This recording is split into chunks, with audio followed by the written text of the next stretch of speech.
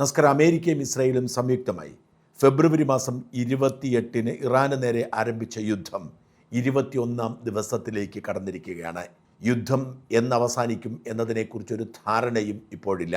ഏതാനും ദിവസങ്ങൾക്കകം ലക്ഷ്യം സാധിച്ച് പിന്മാറും എന്നായിരുന്നു ആദ്യം പറഞ്ഞതെങ്കിൽ പിന്നീട് അമേരിക്കൻ പ്രസിഡന്റ് ഡൊണാൾഡ് ട്രംപ് തിരുത്തിക്കൊണ്ട് പറഞ്ഞു 4 ആഴ്ചയെന്ന്.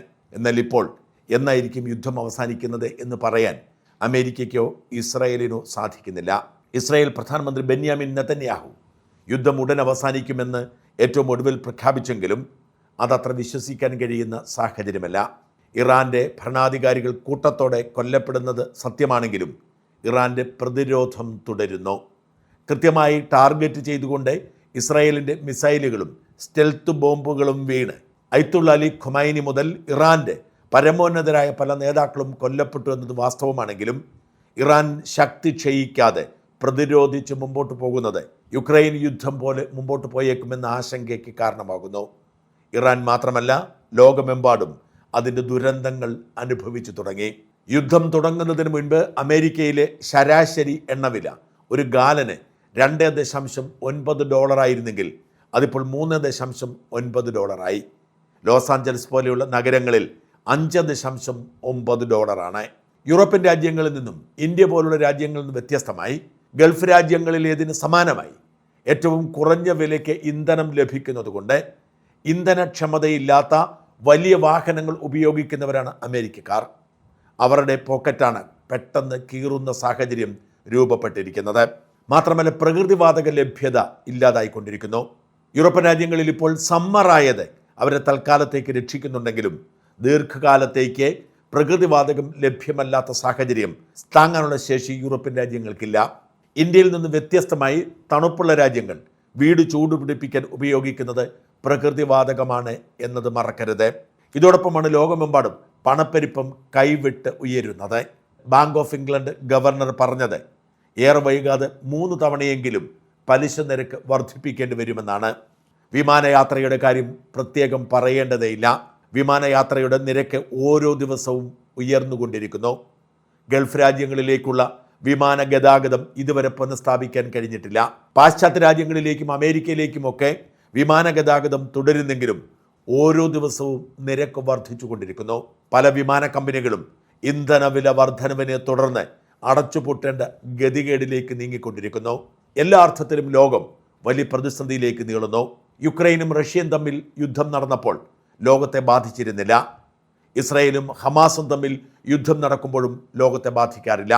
വല്ലപ്പോഴുമൊക്കെ ഇസ്രായേലോ അമേരിക്കയോ ഇറാൻ്റെ മേൽ ആക്രമണം നടത്തുകയും ഇറാൻ തിരിച്ചാക്രമിക്കുകയും ചെയ്യുമ്പോഴും അത് കാര്യമായ കുഴപ്പമുണ്ടാക്കിയിട്ടില്ല. എന്നാൽ ഇത് ലോകത്തെ മുഴുവൻ സ്തംഭിപ്പിക്കുന്ന തരത്തിലേക്ക് നീളുകയാണ്.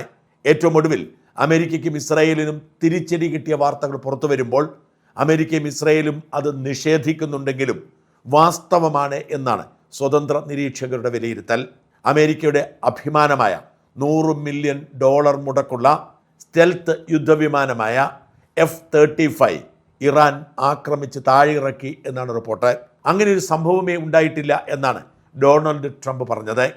യന്ത്ര തകരാറ് കൊണ്ട് പുറത്തിറങ്ങി എന്നാണ് ട്രംപിൻ്റെ വിശദീകരണം. എന്നാൽ അമേരിക്കൻ വ്യോമസേന കാരണമെന്തെന്ന് പറയാതെ ഒരു യുദ്ധവിമാനം താഴെ ഇറക്കേണ്ടി വന്നു, പൈലറ്റ് സുരക്ഷിതരാണ് എന്ന് പറഞ്ഞിട്ടുണ്ട്. ഇറാൻ പറയുന്നത് ഇറാൻ്റെ മിസൈൽ ആക്രമണത്തിലാണ് F-35 തകരാറ് പറ്റിയത് എന്നാണ്. റഡാറുകളുടെയും മിസൈലുകളുടെയും കണ്ണ് വെട്ടിച്ച് അതിജീവിച്ച് പറന്ന് യുദ്ധം ചെയ്യാൻ കെൽപ്പുള്ളതാണ് F-35 എന്ന അമേരിക്കയുടെ ഏറ്റവും വലിയ അഭിമാന യുദ്ധവിമാനം. സമാനമായ മറ്റൊരു വാർത്ത പുറത്തേക്ക് വന്നത് ഇറാൻ്റെ ബാലിസ്റ്റിക് മിസൈൽ ഹൈഫ എന്ന ഇസ്രായേൽ നഗരത്തിലെ ഓയിൽ റിഫൈനറി തകർത്തു എന്നതാണ്. ഹൈഫയിലെ ഓയിൽ റിഫൈനറിയിൽ അഗ്നി പടരുന്നതായി അന്താരാഷ്ട്ര മാധ്യമങ്ങൾ തന്നെ റിപ്പോർട്ട് ചെയ്യുന്നു. ഇസ്രായേൽ അതേക്കുറിച്ച് ഒരു പ്രതികരണവും നടത്തിയിട്ടില്ല. ഖത്തറിലെ പ്രകൃതിവാതക പാടത്തിന് നേരെ ഇറാൻ നടത്തിയിരിക്കുന്ന വ്യോമാക്രമണത്തിൽ അഗ്നിബാധ ഉണ്ടായതായി റിപ്പോർട്ട് നേരത്തെ വന്നെങ്കിലും അതിൻ്റെ ആഴത്തെക്കുറിച്ച് വ്യക്തമാക്കിയിട്ടില്ല. ലോകത്തെ തന്നെ ഏറ്റവും വലിയ പ്രകൃതിവാതക പാടം അടച്ചുപൂട്ടിയിരിക്കുന്നു എന്നാണ് റിപ്പോർട്ട്. സൗദിയിലെ എണ്ണ കൈകാര്യം ചെയ്യുന്ന ഒരു തുറമുഖം അടച്ചിടേണ്ട സാഹചര്യം രൂപപ്പെട്ടതായി സൗദി സ്ഥിരീകരിച്ചിട്ടുണ്ട്. UAE-യിലെയും സൗദിയിലെയും കുവൈറ്റിലെയും ബഹ്റൈനിലെയും ഒക്കെ എണ്ണപ്പാടങ്ങൾക്ക് നേരെ ഇറാൻ്റെ ആക്രമണം തുടരുന്നു. ഇതോടുകൂടി ഇന്ധനവില കുതിച്ചുയരുകയാണ്. ബാരലിന് $200 ഉയർന്നേക്കുമെന്ന ആശങ്കപ്പെടുത്തുന്ന റിപ്പോർട്ടാണ് ഇപ്പോൾ പുറത്തു വരുന്നത്. UAE ഏറ്റവും സമ്പന്നനായ ഖലഫ് അൽ ഹബ്തൂർ ഇതിനിടയിൽ അമേരിക്കയ്ക്കെതിരെ രംഗത്ത് വന്നിട്ടുണ്ട്. സമാധാനത്തോടെ ജീവിച്ചിരുന്ന ഞങ്ങളുടെ സ്വസ്ഥത അമേരിക്ക ഇസ്രായേലിന് വേണ്ടി കെടുത്തിയിരിക്കുന്നു എന്നാണ് ഖലഫിൻ്റെ ആരോപണം. ഇതിൽ അമേരിക്ക ശക്തമായ പ്രതിഷേധവും രേഖപ്പെടുത്തിയിരിക്കുന്നു. American president Donald Trump Israel പ്രധാനമന്ത്രി ബെന്യാമിൻ നെതന്യാഹുവിനെതിരെ രംഗത്ത് വന്നതും ശ്രദ്ധേയമായ ഒരു ഡെവലപ്മെൻ്റാണ്. എന്തിനാണ് ഇറാൻ്റെ എണ്ണപ്പാടങ്ങൾ കത്തിച്ചത് എന്ന് ചോദിച്ചാണ് ഡൊണാൾഡ് ട്രംപ് രംഗത്ത് വന്നത്. ഇസ്രായേൽ അതേക്കുറിച്ച് പ്രതികരിച്ചിട്ടില്ല. യുദ്ധത്തിൻ്റെ ഇമ്പാക്റ്റിനെ കുറിച്ച് മുമ്പ് പറഞ്ഞപ്പോൾ വിട്ടുപോയ ഒരു കാര്യം കൂടി സൂചിപ്പിക്കട്ടെ.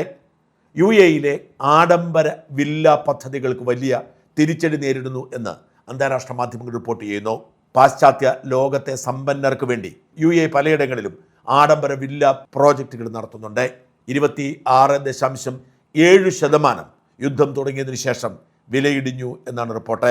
1659 സ്ക്വയർ ഫീറ്റ് വലിപ്പമുള്ള 2 അപ്പാർട്ട്മെൻറ്റ് ആഡംബര വില്ലയ്ക്ക് യുദ്ധം തുടങ്ങുന്നതിന് മുൻപ് 1.2 മില്യൺ ബ്രിട്ടീഷ് പൗണ്ടായിരുന്നു വിലയെങ്കിൽ ഇപ്പോൾ അത് മാർക്കറ്റിലുള്ളത് 9 ലക്ഷം പൗണ്ടിനാണ് എന്നാണ് അന്താരാഷ്ട്ര മാധ്യമങ്ങൾ റിപ്പോർട്ട് ചെയ്യുന്നത്. ഇതേസമയം യുദ്ധവുമായി ബന്ധപ്പെട്ട ദൃശ്യങ്ങൾ പകർത്തി സോഷ്യൽ മീഡിയയിലൂടെ ഇട്ടവർക്കെതിരെയുള്ള UAE സർക്കാരിൻ്റെ ശക്തമായ നടപടികൾ തുടരുകയാണ്. പൗരത്വം നോക്കാതെ തന്നെ കടുത്ത നടപടികളിലേക്ക് കടക്കുന്നു. ഇപ്പോഴും സോഷ്യൽ മീഡിയയിൽ ലഭ്യമായിരിക്കുന്ന വീഡിയോകളെല്ലാം തന്നെ തെരഞ്ഞുപിടിച്ച് നടപടികൾ ആരംഭിച്ചിരിക്കുന്നു. ബ്രിട്ടീഷ് പൗരത്വമുള്ളവരടക്കം നിരവധി പേരെ ജയിലിലായിട്ടുണ്ട്. ഏറ്റവും ഒടുവിൽ പുറത്തു വന്നിരിക്കുന്നത് ഫ്രഞ്ച് ഇൻഫ്ലുവൻസറായ മേവ ഖന്നം എന്ന 28 വയസ്സുകാരിയെ അറസ്റ്റ് ചെയ്ത് ജയിലിൽ അടച്ചു എന്നതാണ്. 3 മില്യണിൽ അധികം ഇൻസ്റ്റാ ഫോളോവേഴ്സുള്ള മേവ ദുബായിലെ തെരുവിലിരുന്നു കൊണ്ട് യുദ്ധത്തിൻ്റെ ദൃശ്യങ്ങൾ പകർത്തി താൻ ഭയന്നിരിക്കുന്നു എന്ന് പറഞ്ഞിരുന്നു.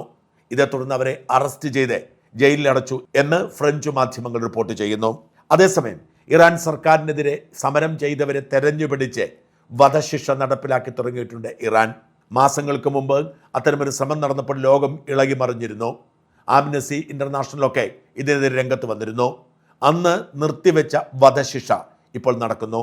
ഇറാനിലെ അറിയപ്പെടുന്ന ഗുസ്തി ചാമ്പ്യനായ 19കാരൻ ഫലൈ മുഹമ്മദ് അടക്കം 3 പേരെ പരസ്യമായി തൂക്കിക്കൊന്നതായി ഇറാനിയൻ മാധ്യമങ്ങൾ റിപ്പോർട്ട് ചെയ്യുന്നു. സമാധാനത്തിനുള്ള എല്ലാ വഴികളും അടഞ്ഞതോടെ ഇന്ത്യൻ പ്രധാനമന്ത്രി നരേന്ദ്രമോദി കുവൈറ്റിലെയും ദുബായിലെയും ഒക്കെ ഭരണാധികാരികളുമായി നയതന്ത്ര ചർച്ച ആരംഭിച്ചിട്ടുണ്ട്. ഇറാനോടും അമേരിക്കയോടും ഒരുപോലെ ബന്ധമുള്ള രാജ്യമെന്ന നിലയിൽ സമാധാനത്തിനുള്ള നീക്കം ഇന്ത്യ ആരംഭിക്കണം എന്ന ആവശ്യം പലയിടങ്ങളിലും ഉയർന്നതോടെയാണ് മോദി ടെലിഫോണിലൂടെ ലോക നേതാക്കളുമായി ബന്ധപ്പെട്ട് തുടങ്ങിയത്.